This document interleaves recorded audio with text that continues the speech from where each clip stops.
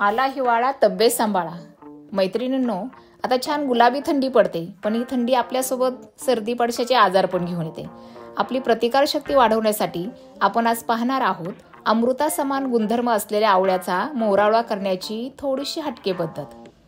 खवय्ये मंडळी किचनमध्ये तुमचं मनापासून स्वागत। मोरावळा करण्यासाठी मी इथे 2 किलो आवळे घेतलेले आहेत। जेवढे आवळे तेवढीच साखर घेतली। कुकरच्या 3 शिट्ट्या घेऊन आवळे थंड झाल्यावर अशा पद्धतीने त्यातील बिया आणि दोरे मी काढून घेते।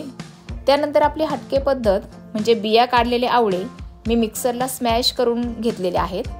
असे केल्यामुळे आपल्या मोरावळ्याला सॉफ्टी लुक पण येणार आहे आणि आपल्याला च्यवनप्राश खाल्ल्यासारखा थोडासा फील येणार आहे। आता स्मॅश केलेले आवळे मी एका मोठ्या पातेल्यात काढून घेतलेत।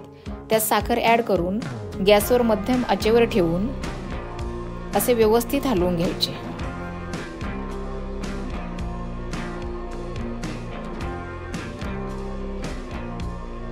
पंधरा मिनिटांनी आपले मिश्रण तुम्हाला असे झालेले दिसेल। मोरावळा पूर्ण शिजेपर्यंत गॅस मध्यम आचेवरच ठेवायचा आहे। जवळजवळ आता 25 मिनिटं होत आलेली आहेत। याची कन्सिस्टन्सी तुम्ही पाहू शकता। आता याच्यामध्ये मी एक सिक्रेट पदार्थ ॲड करणार आहे। बोटभर उंचीचा आल्याचा हा तुकडा स्वच्छ धुवून साल काढून मी घेतलाय आणि या मिश्रणामध्ये तो किसून टाकणार आहे। यामुळे आपला मोरावळा अधिक पाचक होणार आहे। इतर फळे जी आहेत ना ती आपण शिजवली वाळवली तर त्यातील गुणधर्म नष्ट होतात, पण आवळा असे फळ आहे ते तुम्ही शिजवा वाळवा त्याच्यावर काहीही प्रोसेस करा पण त्याचे गुणधर्म कमी होत नाहीत। आता जवळजवळ 55 मिनिटे आपलं मिश्रण शिजते।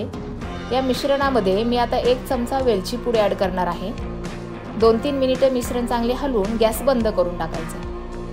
छान चॉकलेटी कलर आपल्या या मिश्रणाला आलाय। याची कन्सिस्टन्सी पण तुम्ही पाहू शकता। या पद्धतीने मी हा मोरावळा करते तो अगदी वर्षानुवर्ष फ्रीजमध्ये न ठेवता टिकतो।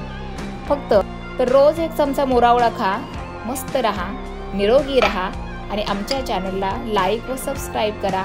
धन्यवाद।